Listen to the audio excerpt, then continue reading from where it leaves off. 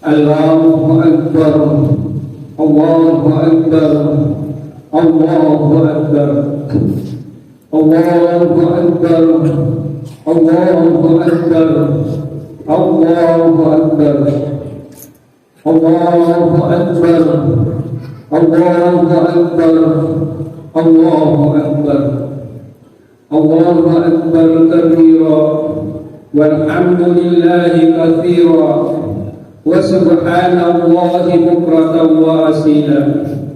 La ilaha illallah wahdahu sadaqa wa'dah wa nasara 'abdah wa azza jundahu wa hazara al-ahzaba wahdah. La ilaha illallah wallahu akbar, Allahu akbar, walillahil hamd. Alhamdulillah, alhamdulillahil qa'im. Wallahi 'alan nasi hijjul baiti man istata'a ilaihi sabila. Wa ashhadu an la ilaha illallah wahdahu la syarika lah. Wa ashhadu anna nabiyyana Muhammadan 'abduhu wa rasuluh. Wassalatu wassalamu ala Muhammadin wa ala alihi wa ashabihi wa tabi'in wa man tabi'ahum bi ihsan ila yaumiddin. Amma ba'd. Fa ya ibadallah, usiku wa nafsi bi taqwallah, faqad fazal muttaqun, wa asukum ala ta'atihi la'allakum turhamun. Allahu akbar, Allahu akbar, Allahu akbar. Kaum muslimin dan muslimat sidang jamaah yang sama berbahagia, umat Islam yang berada di tanah air menyambut hari raya Idul Adha 1445 Hijriah yang mulia dengan takbir, tahlil dan tahmid sebagai ungkapan rasa syukur.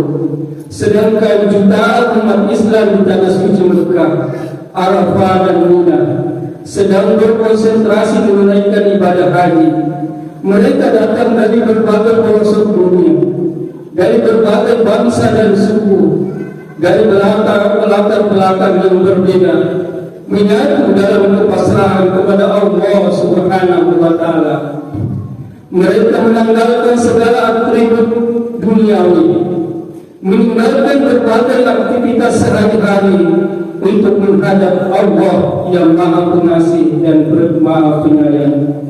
Dengan penuh khusyuk dan keikhlasan, secara serentak mereka mengumandangkan kalimat thayyibah, mengumandangkan kalimat talbiyah, labbaik Allahumma labbaik, labbaik la syarika laka labbaik, innal hamda wan ni'mata laka wal mulk la syarika lak. Kami meminta-Mu wahai Allah, wahai Allah, kami datang memenuhi seruan-Mu, tiada sekutu bagi-Mu. Sesungguhnya segala puji, nikmat dan karunia adalah milik-Mu. Milik-Mu segala kekuasaan dan kerajaan, tiada sekutu bagi-Mu. Idul Adha yang juga disebut hari raya haji sangat erat hubungannya dengan peristiwa yang pernah terjadi pada masa Nabi dan Rasul terdahulu. Terbayanglah perjuangan dan pengorbanan Nabiullah Adam alaihissalam dan istrinya Hawa ketika mereka mengarungi dunia ini yang kosong dan makhluk manusia selama bertahun-tahun, bahkan ratusan tahun. Kemudian dipertemukan oleh Allah Subhanahu wa Ta'ala di Jabal Rahmah padang Arafah. Inilah wukuf di Arafah ketika berhaji. Terbayang pula perjuangan pengorbanan Nabi Ibrahim alaihissalam, Siti Hajar dan putranya Ismail alaihissalam. Bila kota Mekah yang dikelilingi pegunungan batu dan tanah gersang yang kering kerontang yang mustahil rasanya ada sumber kehidupan. Nabi Ibrahim meninggalkan istrinya Siti Hajar dan anaknya Ismail tanpa rumah, tanpa perlindungan, tanpa makanan dan minuman.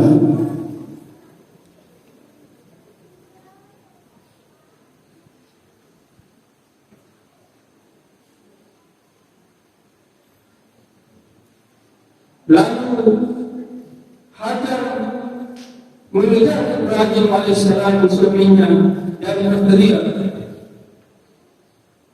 "Mengapa engkau tinggalkan kami di sini?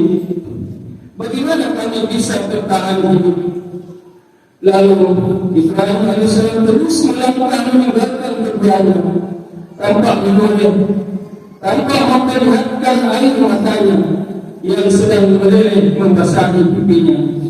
Perasaannya terjepit antara pengorbanan, antara pengabdian dan kebiaran. Hajar masih terus mengejar sambil menggendong anaknya Ismail.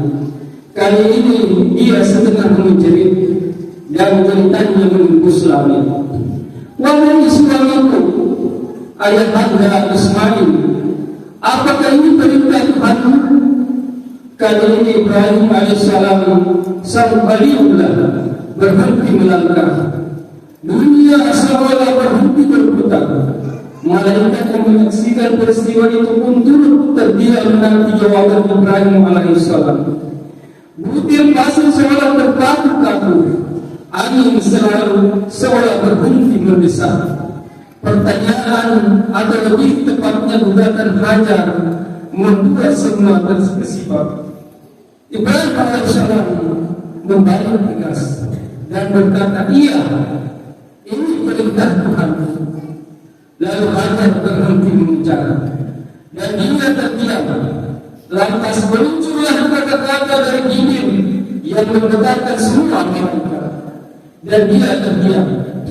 Lantas menegakkan semua malaikat serta membesarkan butir-butir pasir dan angin. "Jika ini perintah Tuhanmu, pergilah wahai suamiku, tinggalkan kami di sini. Jangan khawatir, Allah akan menjaga kami." Di tengah perselisihan Siti Hajar, ia mulai lapar dan kehausan bersama Ismail. Ia tetap berusaha mencari sumber kehidupan di tengah. Ia berusaha mencari sumber kehidupan di tengah penuh kesyukuran disertai optimis, di mana ia benar-benar mencari titik kehidupan antara bukti Sofa dan Marwah sebanyak 7 kali. Akhirnya dari lembah Wak dengan lembah batu besar memancarlah air sumur abadi, sumur kehidupan, yakni sumur Sam-Sam.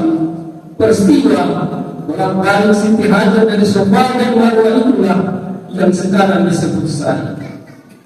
Terbayang pula perjuangan dan perjuangan Nabi terakhir Rasulullah Sallallahu Alaihi Wasallam. Seorang anak yatim piatu, tidak pernah belajar membaca dan menulis, namun mampu memerdekakan otak manusia dari kebodohan, serta memerdekakan manusia dari akidah penyembah berhala dan makhluk kepada penyembah Al-Khaliq Sang Pencipta, dan mampu mendidik manusia biar menjadi manusia yang beradab.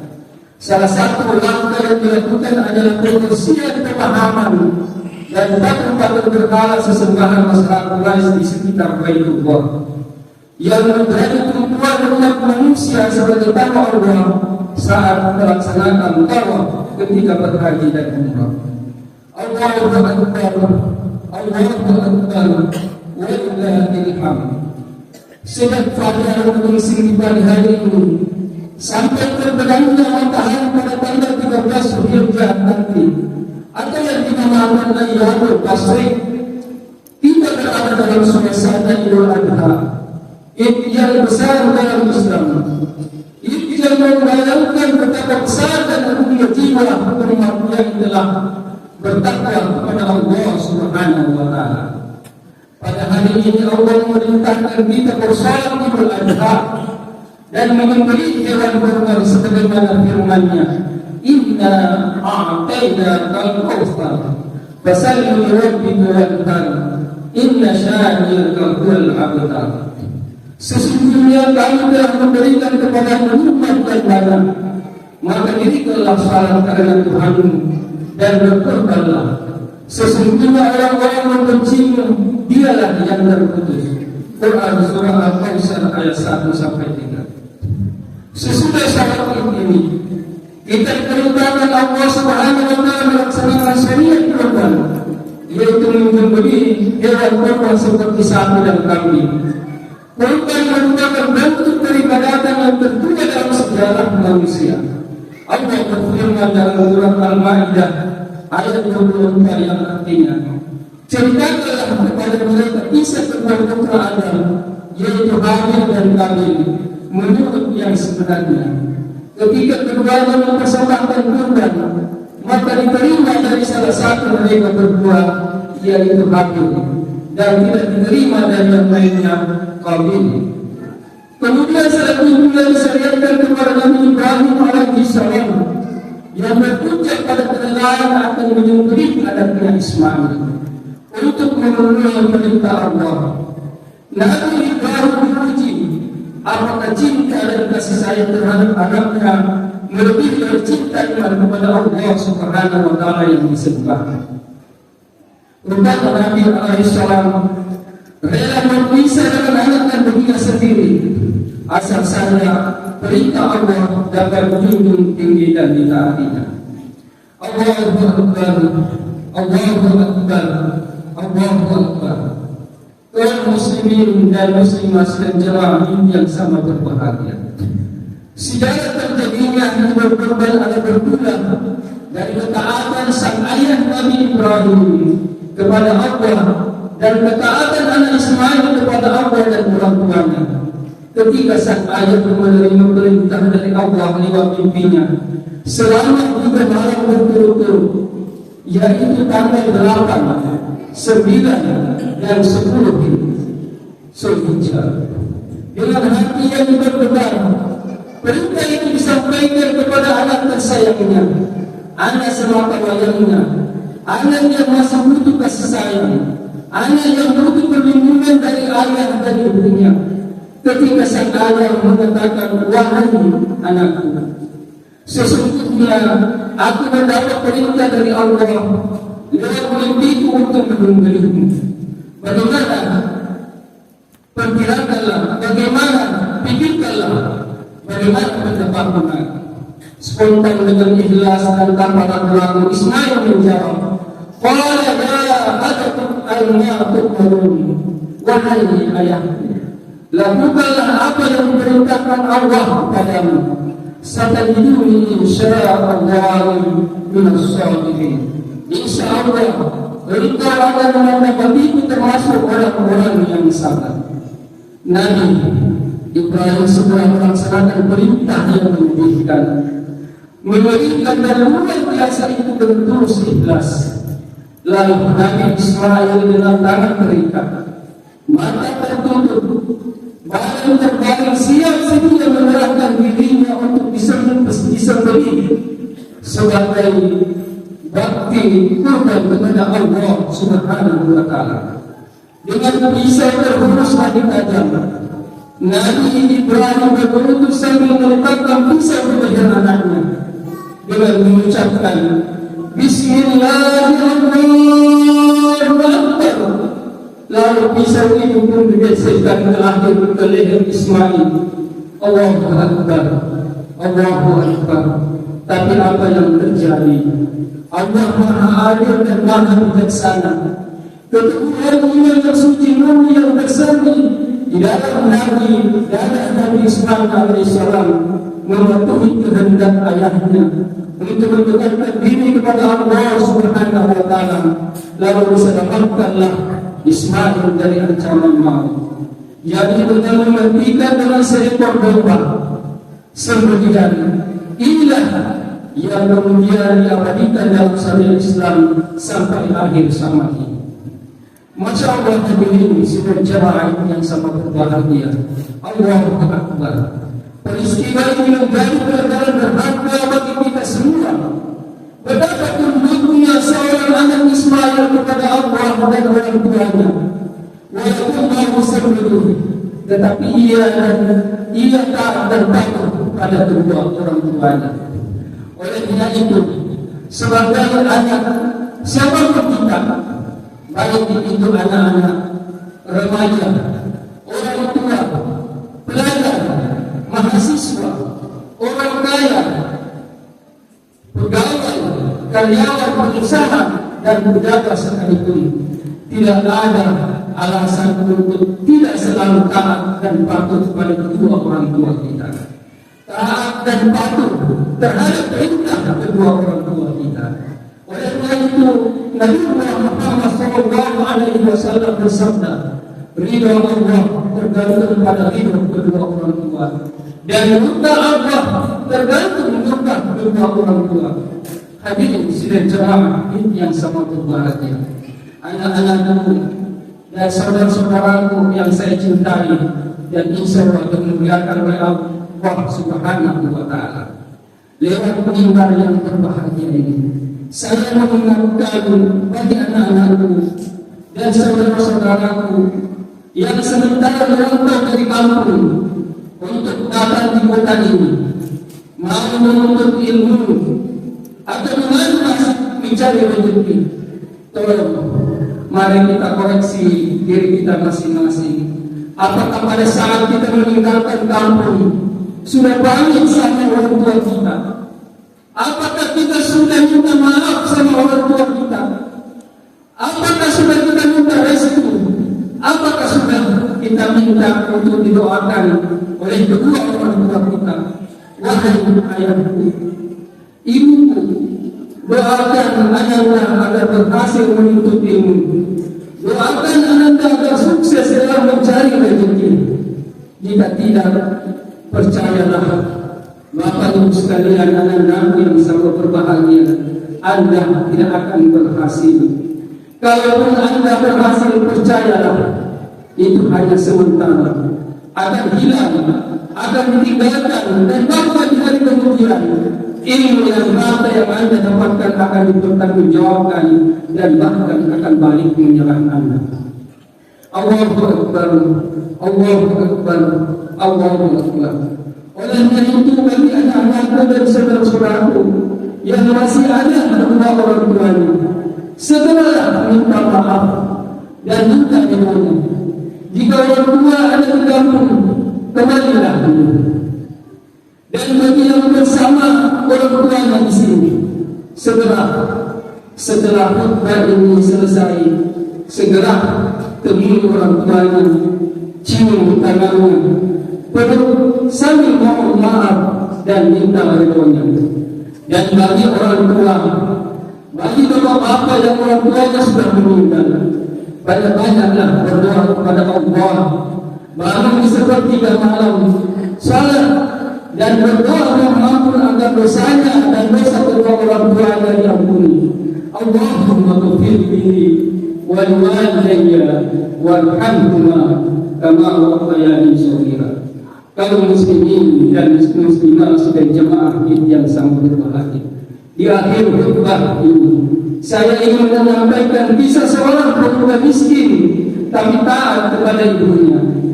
Apapun perintah ibunya, dia ikuti. Dia adalah Uwais Al-Qarni. Pada suatu malam, ibunya menyampaikan keinginan kepada Uwais Al-Qarni, wahai anakku, mungkin ibu tidak lama lagi bersama kita. Tidak lama lagi ibu akan tidak dibangun oleh Allah Subhanahu wa Ta'ala. Ibu ingin sekali menunaikan ibadah haji nanti. Mendengar ucapan sang ibu, Uwais termenung. Perjalanan menerkah sangatlah jauh, melewati padang tandus yang panas. Orang-orang biasanya menggunakan unta dan membawa banyak perbekalan. Lantas bagaimana hal itu dilakukan Uwais yang sangat miskin dan tidak memiliki kendaraan? Maka tidak ada jalan lain. Dia harus menggendong ibunya ke Mekah untuk menunaikan ibadah haji. Maka mulailah dia mempersiapkan fisiknya. Ia mulai latihan menggendong seekor lembu setiap pagi bolak-balik naik turun bukit selama 8 bulan lamanya. dan sampailah musim haji. Uwais mendorong ibunya berjalan kaki dari Yaman ke Mekah, menunjukkan dalam cintanya seorang anak memenuhi perintah terakhir dari sang ibu. Ia adalah menempuh perjalanan jauh dan sulit demi memenuhi keinginan ibunya. Setelah tiba di Mekah, Uwais berjalan. Setelah tiba di Mekah, Uwais berjalan tegak menggendong ibunya wukuf di Ka'bah. Ibunya terharu dan bercucuran air mata. Telah berhasil melihat Baitullah. Di hadapan Ka'bah, Uwais berdoa, "Ya Allah, ampunilah semua dosa ibu. Ya Allah, ampunilah semua dosa ibu. Ya Allah, ampunilah semua dosa ibu." Lalu Ibu Uwais bertanya, "Wahai anakku, bagaimana dengan dosamu, wahai anakku? Mengapa engkau hanya mendoakan ibu? Bagaimana dengan dosamu, wahai Uwais? Mengapa engkau hanya mendoakan ibu?" Lalu Uwais menjawab, "Dengan terpenuhinya dosa ibu, dengan terampuninya dosa ibu, maka ibu akan masuk surga. Cukuplah ridho dari ibu yang akan membawaku ke surga." Hadirin sidang jemaah yang sama berbahagia, di akhir kita berharap dengan hikmah perkorbanan ini, semoga kita semua menjadi hamba Allah yang memiliki tekad untuk mengamalkan nilai-nilai ketakwaan kepada Allah Subhanahu wa Ta'ala, dengan menjaga kualitas hubungan dengan Allah Subhanahu wa Ta'ala, atau kita sebut dengan hablum minallah, dan menjaga kualitas hubungan dengan sesama manusia, yaitu hablum minallah, termasuk hubungan kepada kedua orang tua kita, sehingga Allah Subhanahu wa Ta'ala menurunkan kita, sehingga Allah Subhanahu wa Ta'ala menuntut kita dengan hidayahnya, memudahkan segala urusan kita, mensukseskan segala program kita, mensukseskan segala program pemerintah untuk membangun dan meningkatkan kesejahteraan masyarakat agar tercipta rasa aman, nyaman dan bahagia. Dan semoga kita semua serta daerah kita yang kita cintai di Kota Kendari, Provinsi Sulawesi Tenggara yang kita cintai ini, senantiasa dalam lindungan Allah Subhanahu wa Ta'ala. Amin. Amin ya rabbal alamin. Barakallahu li wa lakum fil Qur'anil azim, wa nafa'ani wa iyyakum bima fihi minal ayati wa zikril hakim, wa taqabbal minni wa minkum tilawatahu, innahu huwal ghafurur rahim.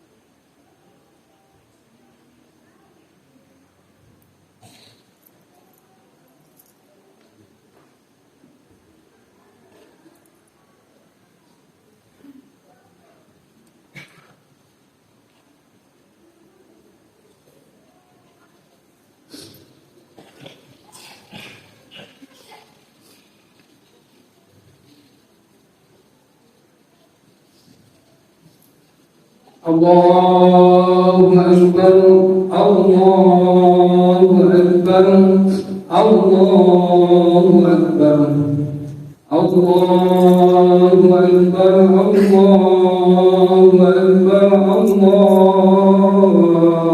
Akbar, Allahu Akbar, walillahil hamd.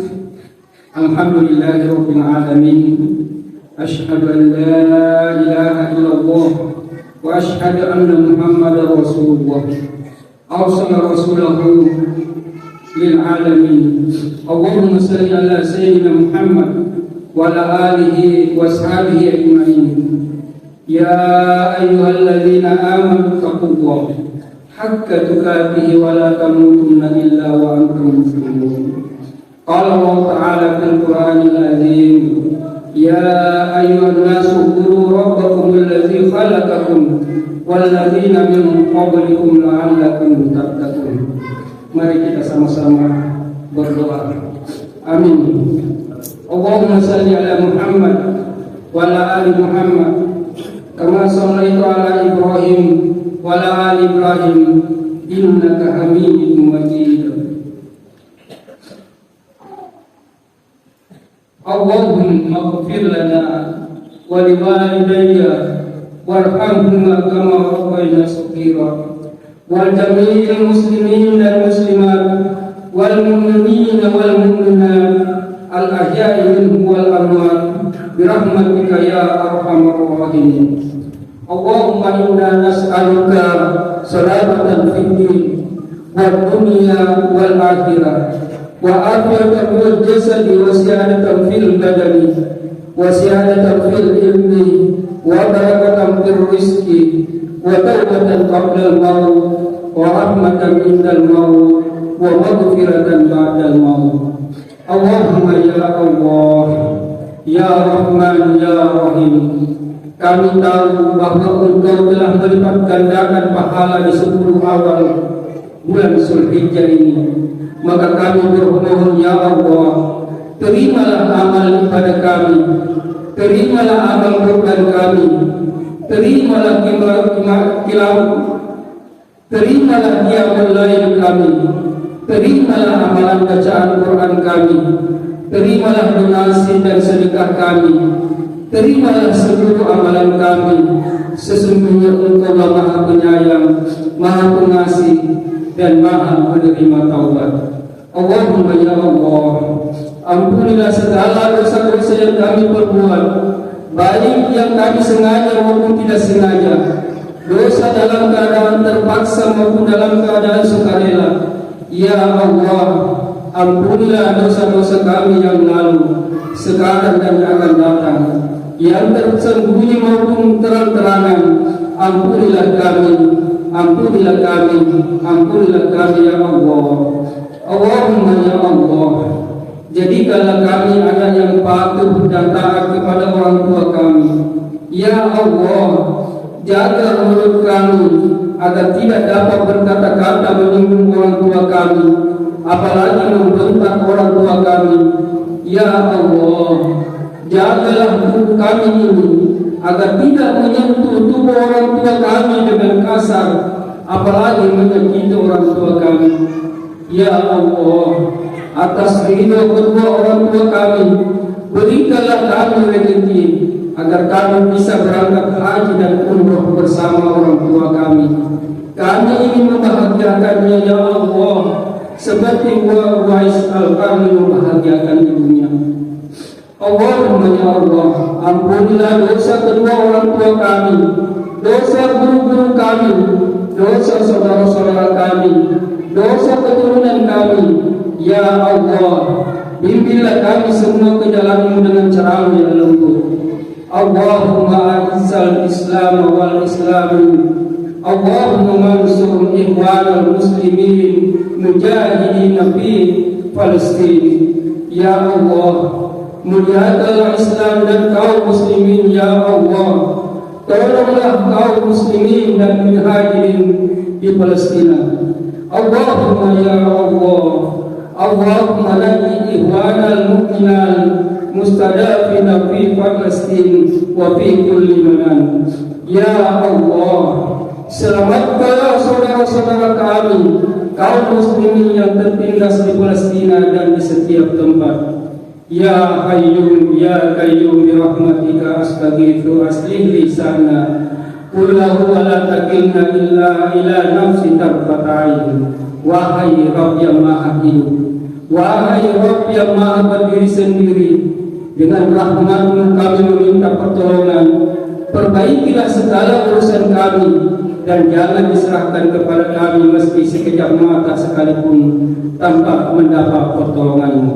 Allahumma Rabbana atina fid dunya hasanah wa fil akhirati hasanah wa qina adzabannar. Wa sallallahu ala nabiyyina Muhammadin wa ala alihi washabihi wa man tabi'ahu bi ihsan ila yaumiddin. Wa akhiru da'wana alhamdulillahi rabbil alamin. Allahu akbar, Allahu akbar, Allahu akbar wa lillahil hamd. Assalamualaikum warahmatullahi wabarakatuh.